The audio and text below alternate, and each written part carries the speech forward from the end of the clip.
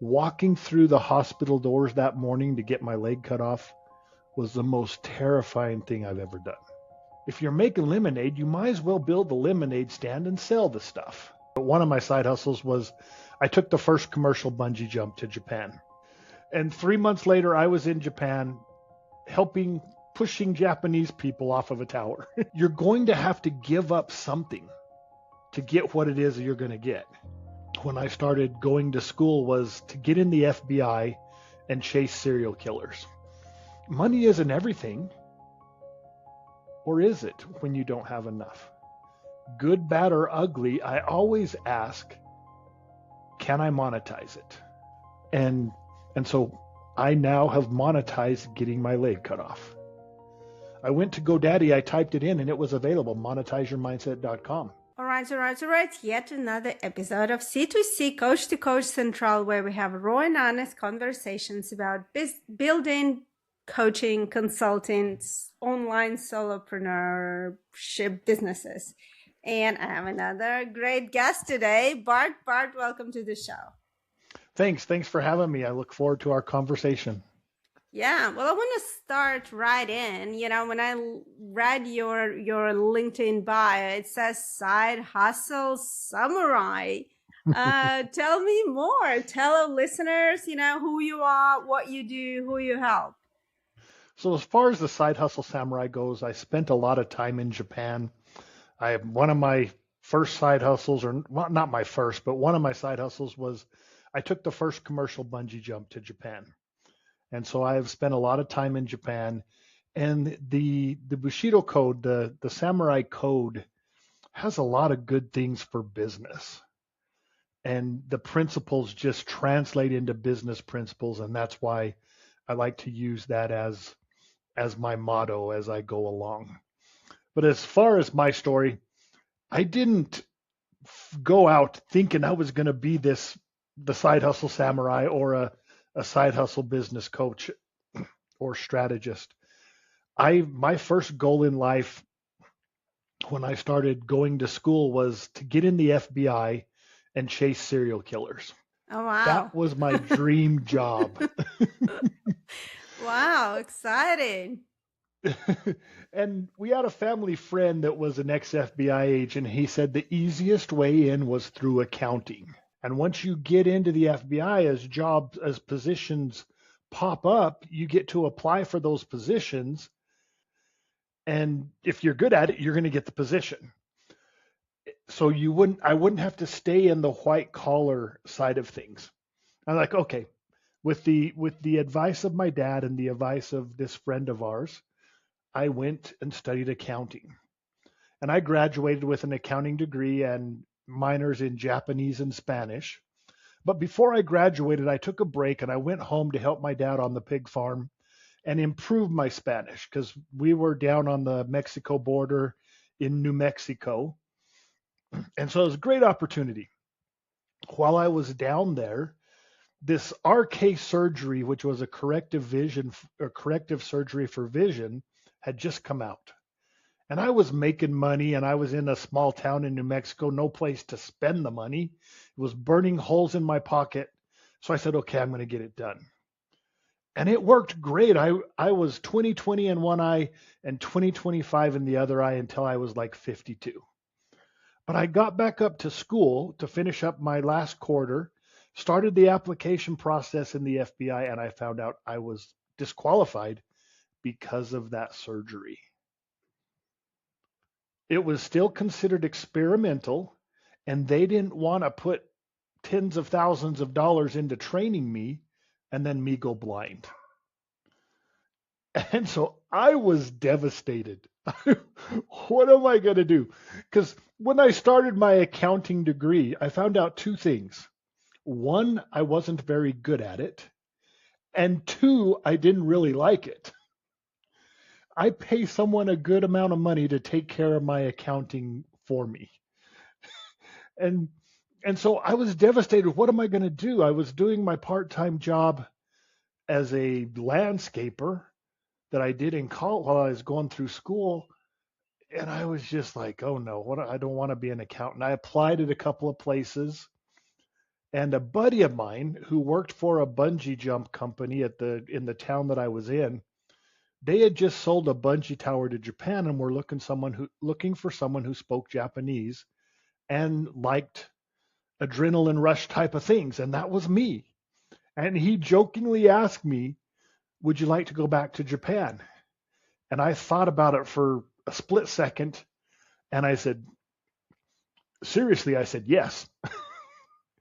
And 3 months later, I was in Japan pushing Japanese people off of a tower. And so that's kind of how I got started. I fell back on what my dad taught me growing up. Dad was a pig farmer, but he didn't just have the pig farm. He had his hands, he was a businessman, and he had his hands in many different things in the agricultural industry. And so he never set me down and taught me the birds and the bees of business. He just showed me by example. And then anytime I tried something, he encouraged me and helped me along the way. And so that's what I fell back on. And for me, my life has been anything that crosses my path, good, bad, or ugly. I always ask, can I monetize it? I don't monetize everything, but I always ask the question. Yeah, it's so cool. I come from a completely different background. Like my both parents were in corporate, and obviously for me, the path was always go to university, go to corporation. I became an accountant, Bart.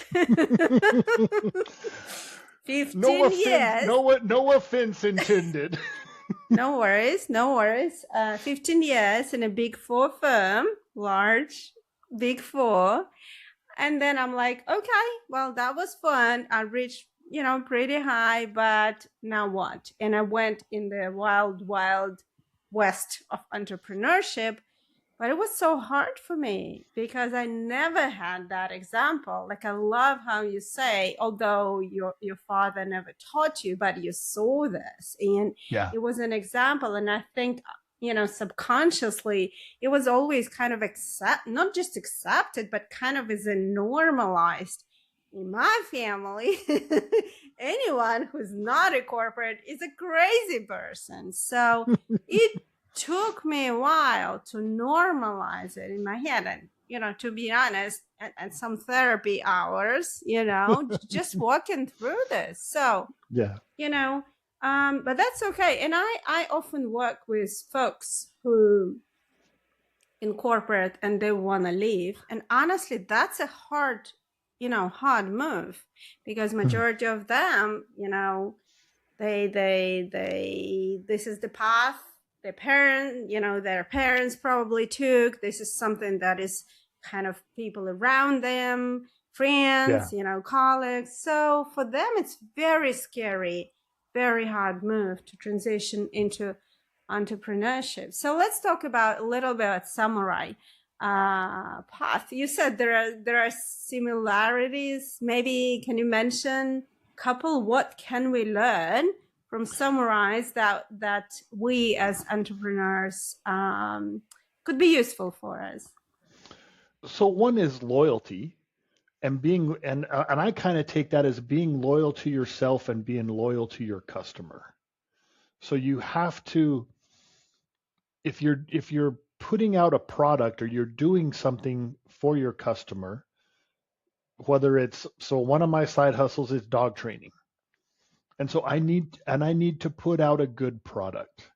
I need to take care of their dogs like they were my dogs. Quick example.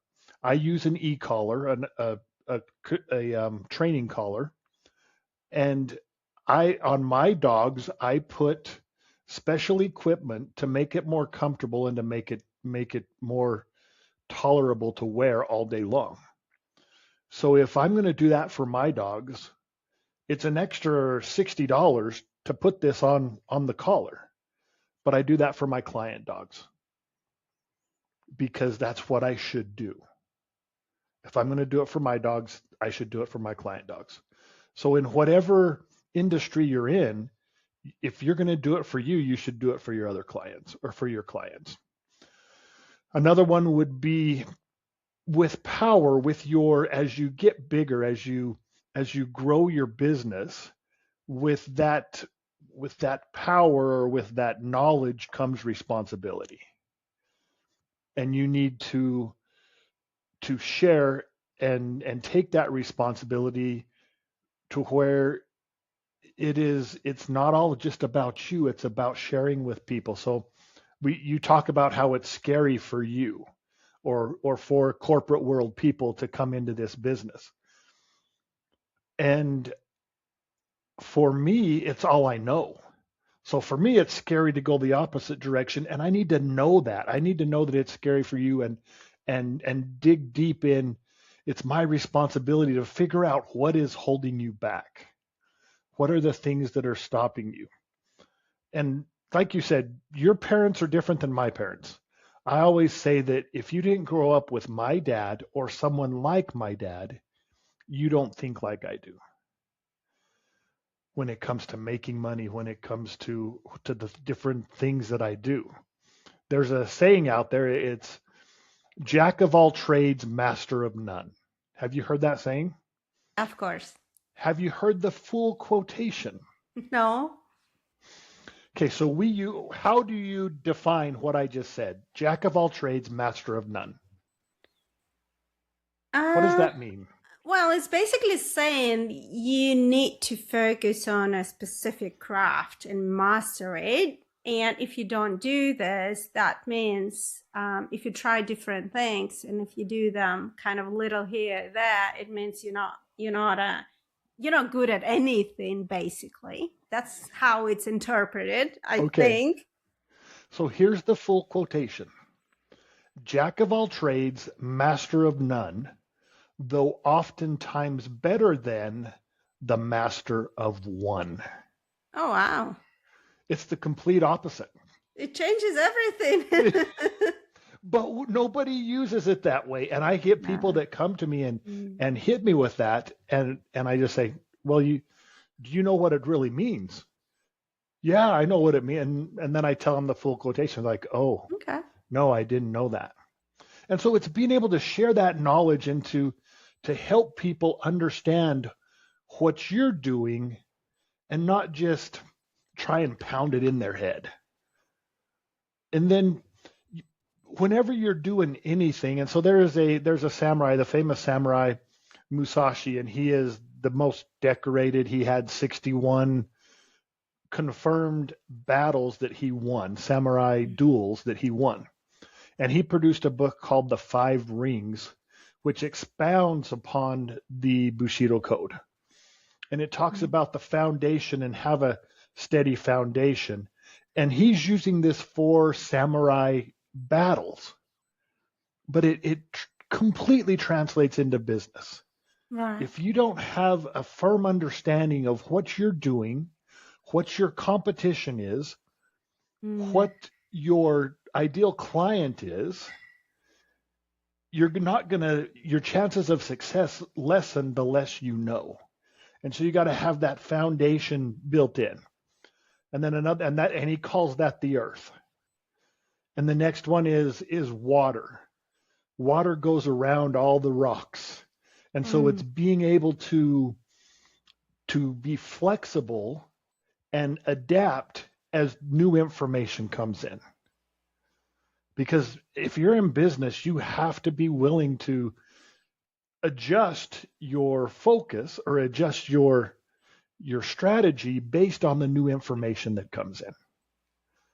And so these ancient 400-year-old teachings, when it comes to being a samurai or dueling as a samurai, they just really help you with your business strategy and the things that you should know. Yeah. Okay. So you okay, the first thing you said it just came from your friend, bringing this bungee jump into Japan, right? But now you just mentioned you have the dog training thing, you have the book, we will touch on that, and you have some other, I assume, other things you're doing.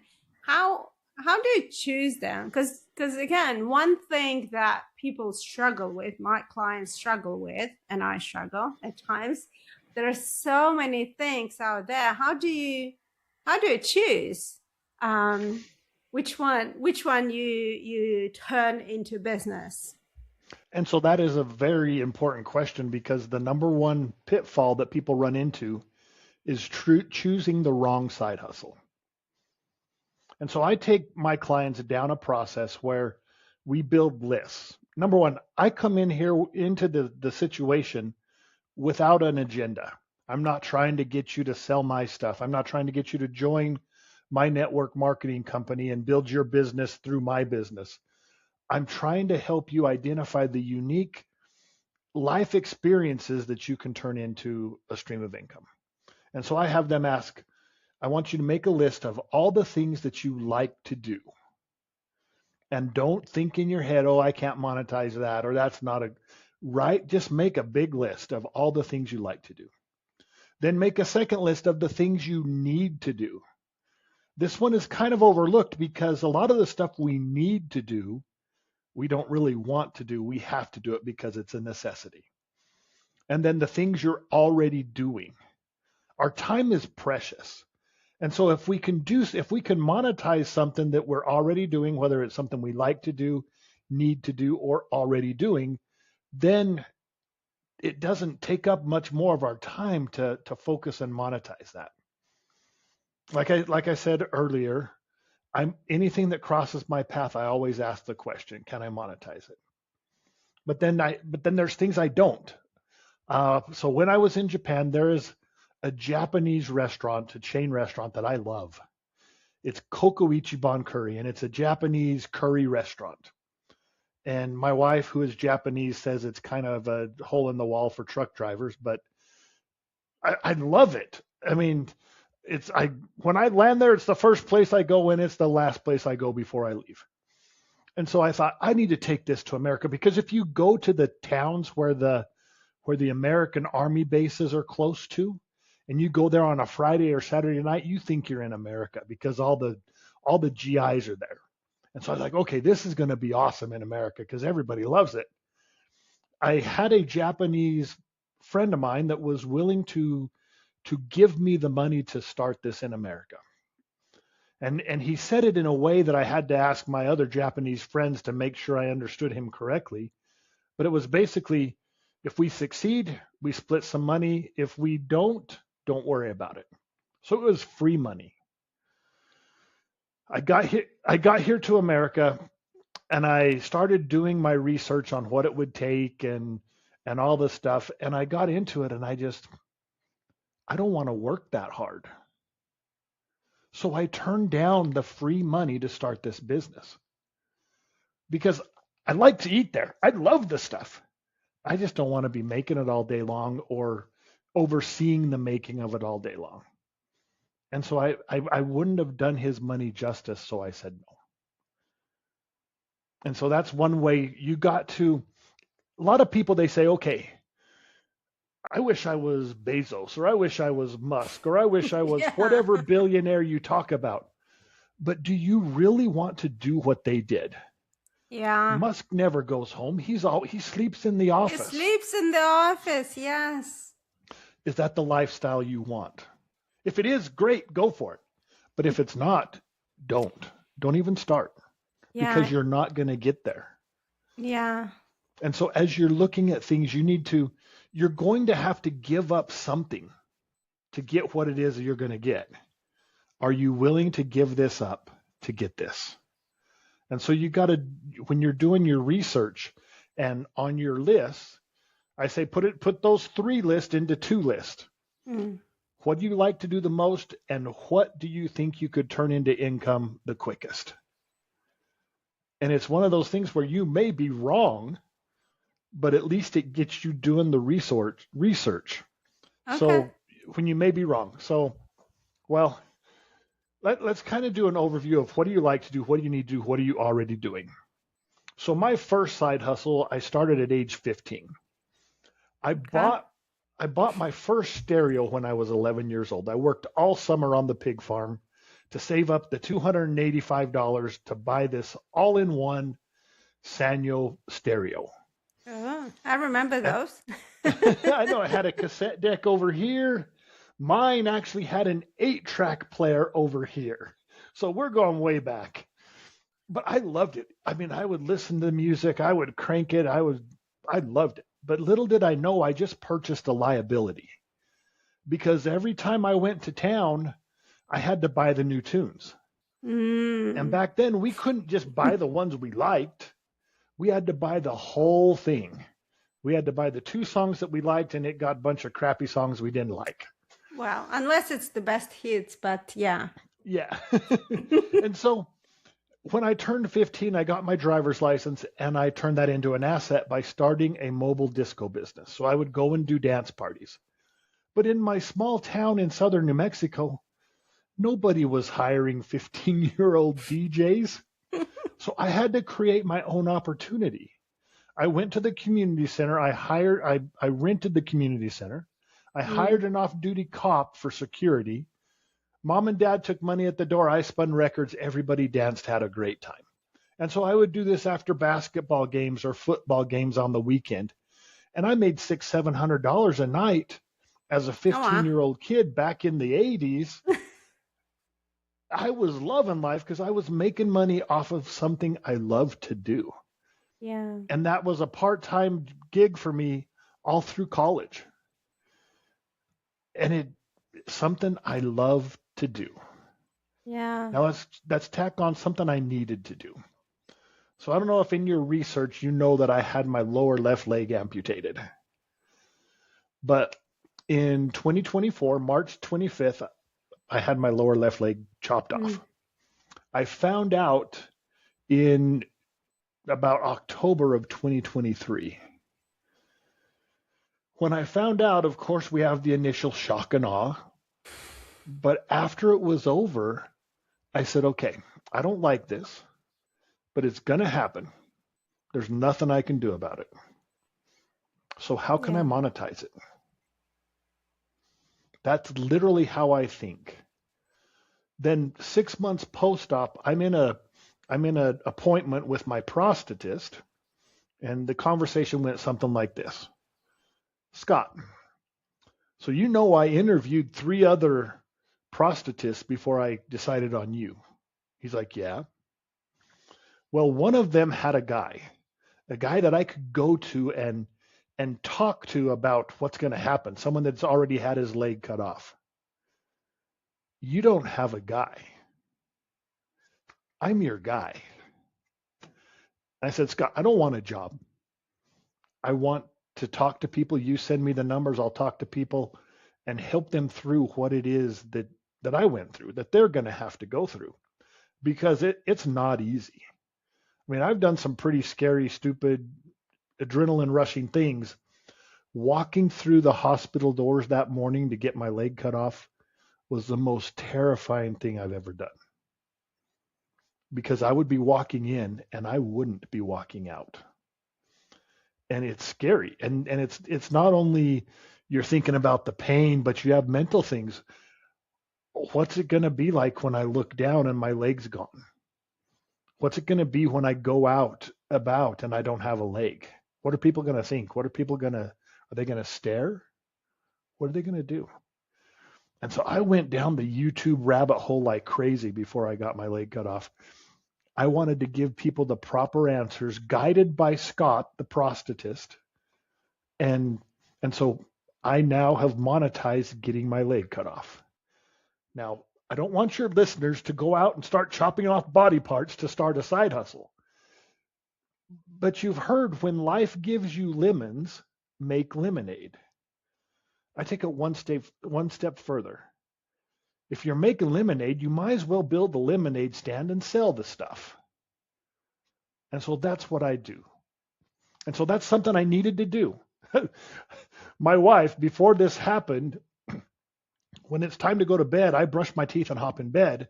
And then I wait for my wife to shut off the light because she's doing her skincare stuff. And that takes 30 minutes or so.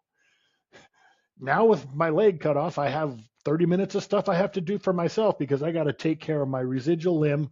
I got to take care of my leg parts, my fake leg parts.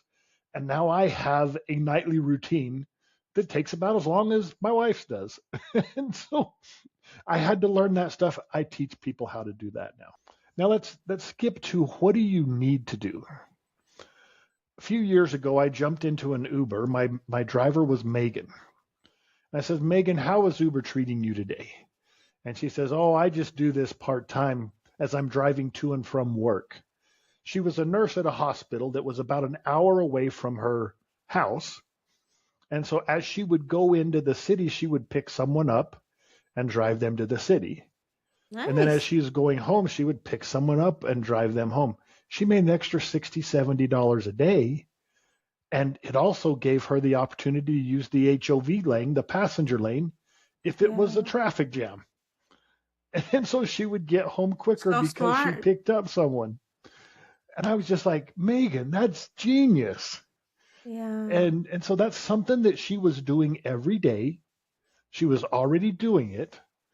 So why not turn it into a stream of income? I have to live in a house. I bought my first house when I was right out of college. I was single. I took the room that I wanted, which obviously is the best room. And then I rented the other ones out to other single guys. Paid for my mortgage and then some. Then when I got married, I took the upstairs and I rented out the basement. Then when I moved to the house that I'm currently in, I looked for a house that had an accessory apartment that I could rent. My renter from my other house moved with me to this house. I have never owned a house that at least half the mortgage wasn't paid by someone else. That's so that's an example of the things that I've done. That's super cool. And look, I give you an example. This is just a different way of looking at things. And thank you so much for sharing. We'll come back to it in a sec. I'll share with you a story. I hated negotiations, right? For example, you go like to Turkey or Egypt, right? And everybody tell you, when you're told the price, you should always negotiate because it's never the final price. Like if you go to these countries, Middle East, you always, and I'm like, I hate negotiations. Anyway, I went to London Business School, executive MBA, and we had some electives. We could choose the courses on the second year. I chose negotiations because I suck at it. I'm like, I hate, And the guy, the professor, it just blew my mind the first day because he was like, you just said how I can monetize it. He turns every conversation into negotiation and he's having fun with it. The key thing is just starting to look at this. Like some people could, and I'll tell you the story and I'll come back. So he says he goes with his wife on a boat trip somewhere in the islands, right? They jump into the water and they were taking pictures then with the, I don't remember, dolphin, I think. Whatever, nice pictures. So when the boat is back, they were sold, these pictures, $20. So he stands at the back of the line, the last one on the line. So everybody goes, buy the picture, don't buy the picture, it doesn't matter. He comes to the guys, nobody behind them. He's like, I'm paying you $5. So the guys look around. So who's going to want a picture of him with the dolphin? They're like, sure, $5. And it's not because he's lacking $15. It's because he just turned every situation into, I love they're happy because if I don't buy, they it's probably cost like $1 or something. So everybody happy, everybody wins. And that just blew my mind because I'm like, I'm sure his wife must be very annoyed with him turning every conversation into this. But like listening to what you just said, I think it's very similar where you like, it's not because you're like greedy, right? Or because you like want to squeeze every single dollar out of everything, right?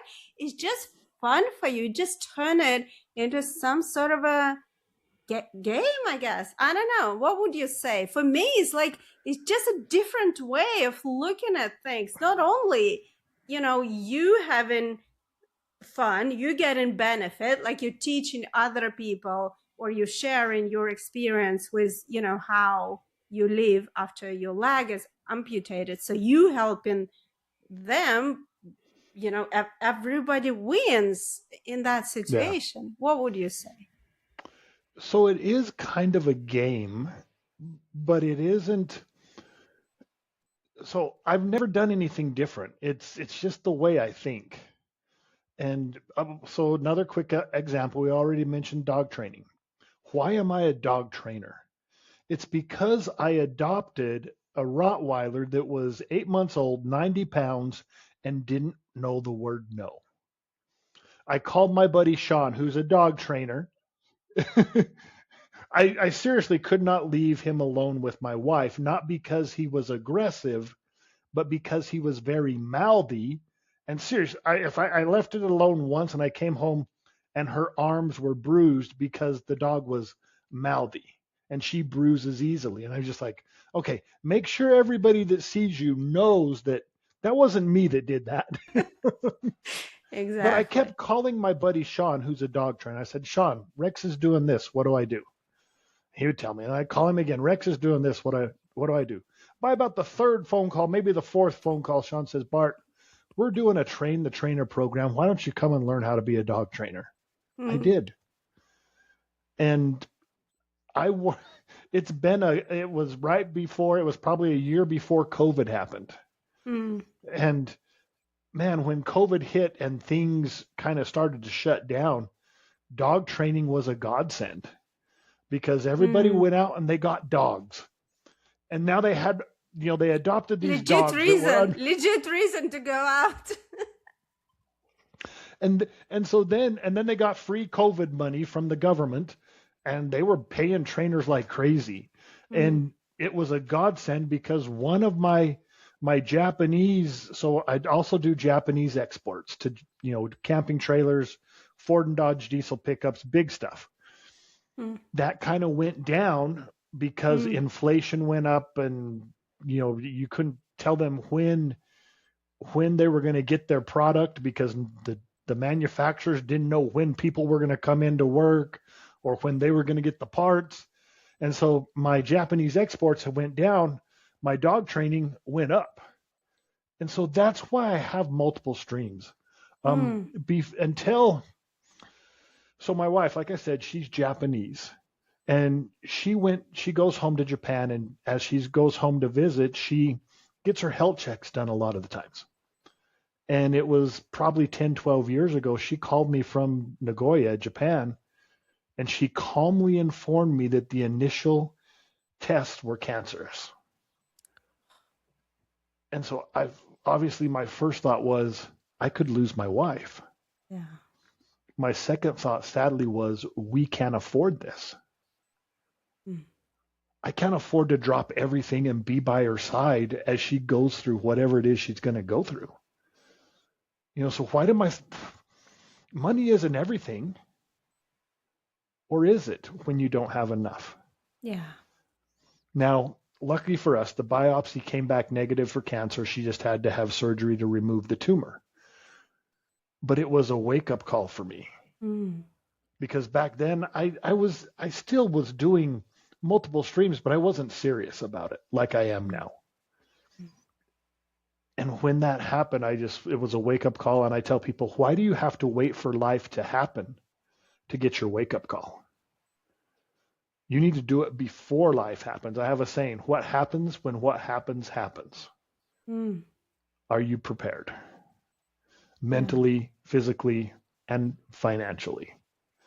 And so that was my wake-up call several years ago to really get serious. And you say I'm not greedy. I'm not, but I want to be prepared.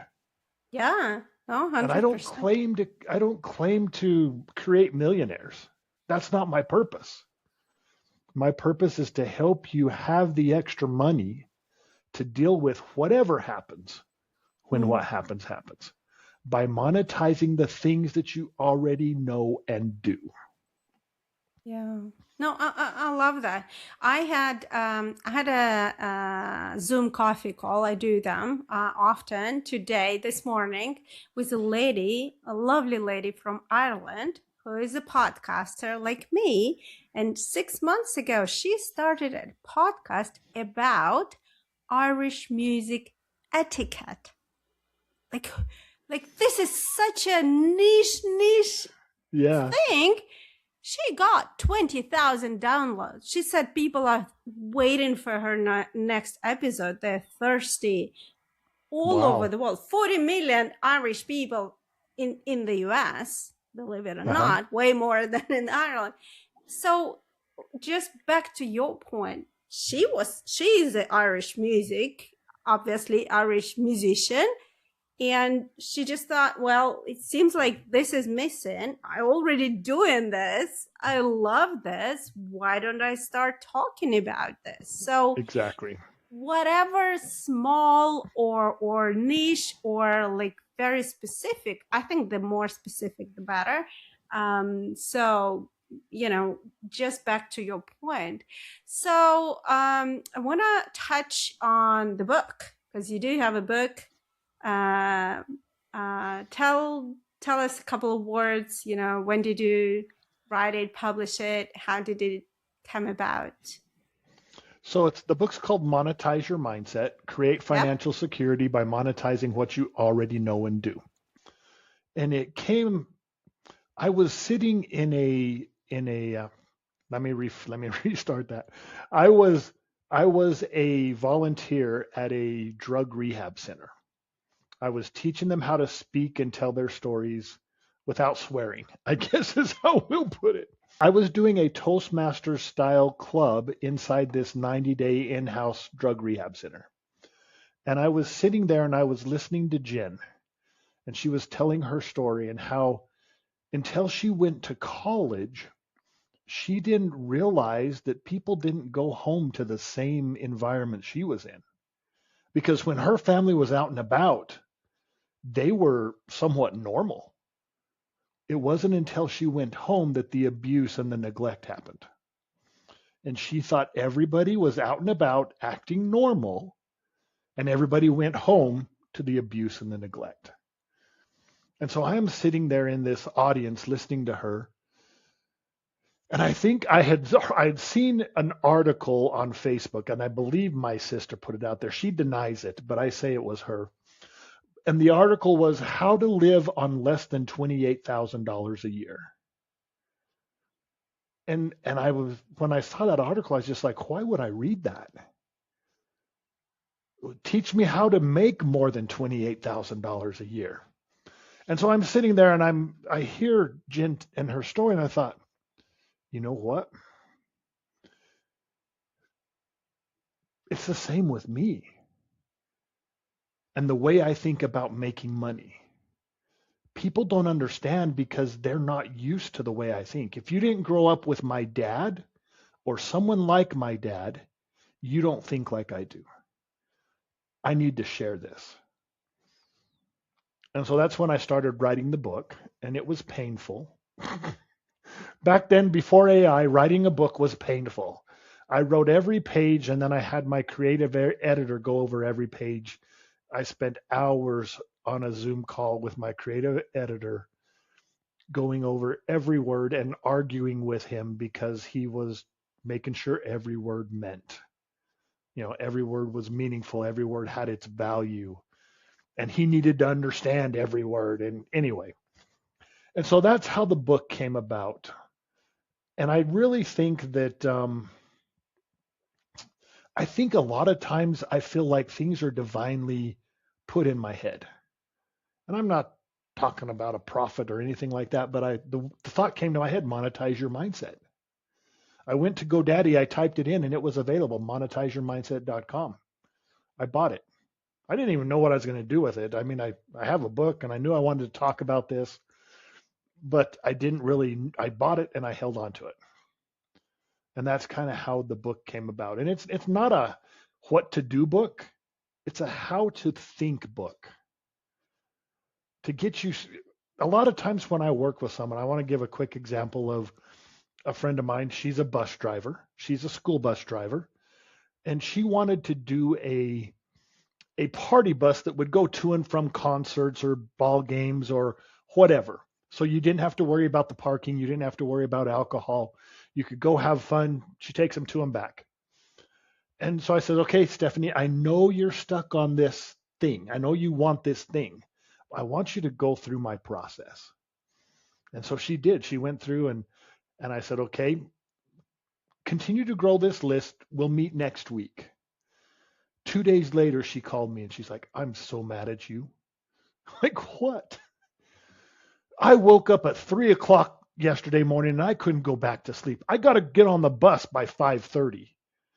I am so tired. And I was like, well, why? What did I do? Well, in the middle of the night, I had this thought and I couldn't go back to sleep. And so I didn't put this thought in her head. All I did was start her thinking. She thought for herself, okay, I could go take a test. And between that sleepless night and her talking to me, she's like, I called the state. It's $400 for me to take a test and I can be the driver testing person to where people who want to get a CDL, a commercial driver's license, go to the the driver's license division and they take a written test. They pass that test, they're handed a sheet with all the names of the people who can do the driving test.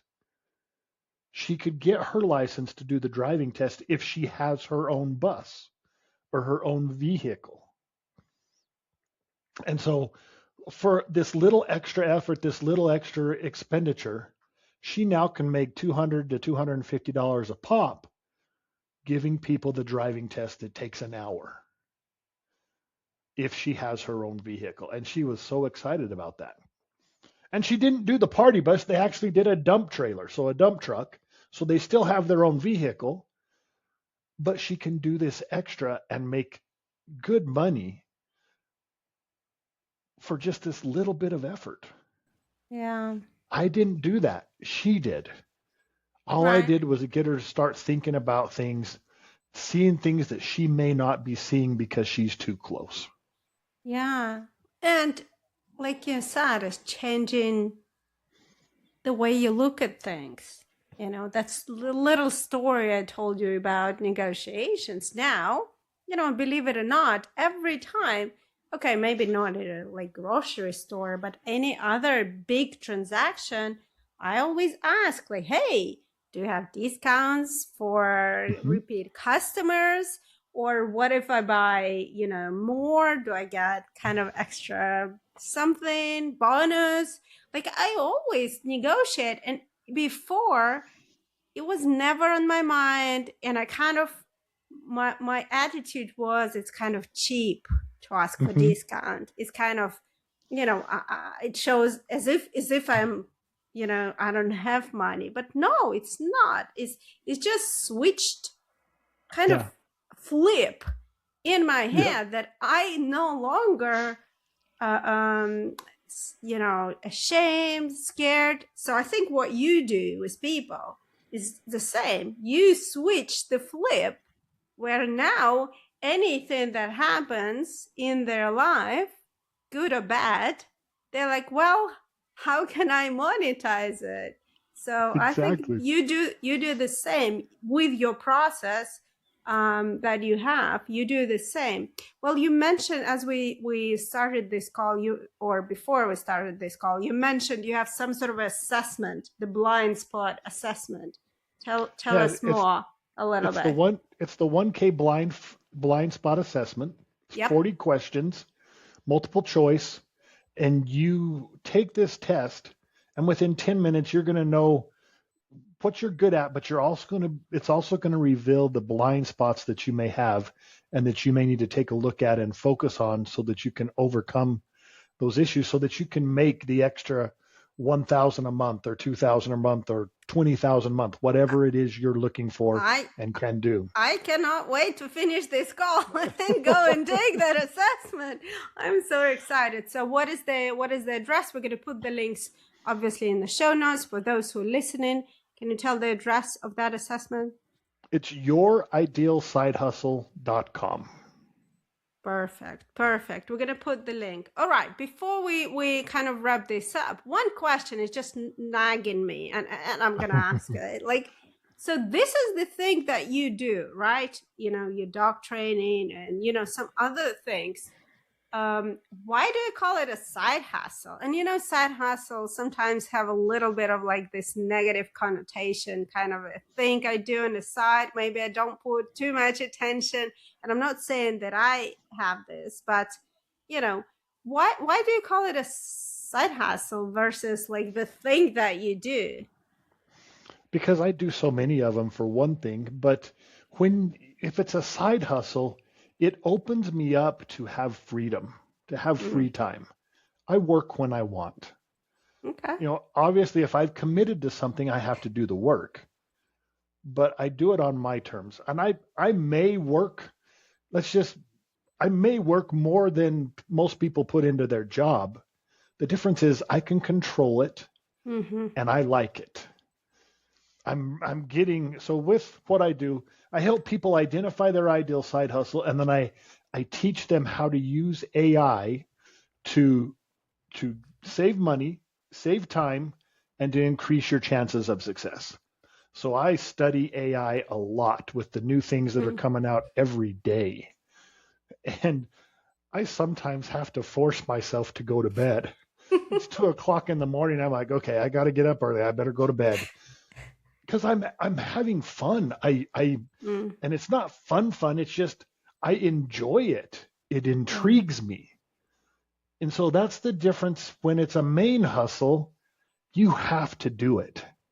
So let's keep it a side hustle that feeds your money. I mean, and some of my Japanese exports, some years are huge. You know, it is like this because it's a business. But some years are huge, but it takes me side hustle amount of time. My dog training can be huge. It doesn't take me, it takes a little more than side hustle time, especially when I first started, because I didn't really control things. Like I worked for 388 days having 4 or 5 dogs, client dogs, in my house. And it was tough. I mean, it wasn't tough because, come on, I'm getting paid really good to play with other people's dogs. Let's get real here. But it's still a responsibility, and you're 24/7 on with the dogs here in your house. And so I actually took a break because I had to have knee replacement surgery. And I'm sitting there after my knee replacement surgery. I'm like, oh, this is nice. I like this. I don't know if I want to go back to dog training, but I did. And I was back within like 5 weeks to training dogs, but I set things up differently to make it a side hustle. Right. So the dogs come in the same day, they go home the same day, and I decide when the next ones come in. So I open up a break, and then I take whatever number I want. If I want a little bit of break, I take 1 or 2 dogs. If I want a little bit more work, like right now, I have 4 dogs in the house. And so I made it to where it was more flexible for me, and it was a side hustle because I don't want to create myself a high-paying job. Yeah. I want the freedom. I want the ability to control my time. Yeah. And so that's why side hustle versus, and I don't like coach, I like strategist. I'm a side hustle strategist. Sure. Yeah. I'm still, I came up with the acronym MAGIC, which is mentoring, advising, guiding, instructing, and coaching. Because I think I do all 5. You know, sometimes client need just telling him what to do, which is, I don't know, instructing. Sometimes coach need a bit of, or the client need a bit of a coaching. Sometimes client need mentoring, which is kind of telling my own story, I say these are all the tools. So, strategies is a good name. All right. Well, I want to finish this off because I want to go and do this assessment. I'm super curious to do the assessment and see what my blind spots are going to come out. Well, Bart, thank you so much. It was a pleasure, guys. We're gonna link below to the book, Monetize Your Mindset, correct? And correct. The assessment. Thank you so much. It was a pleasure to have you, and all the best.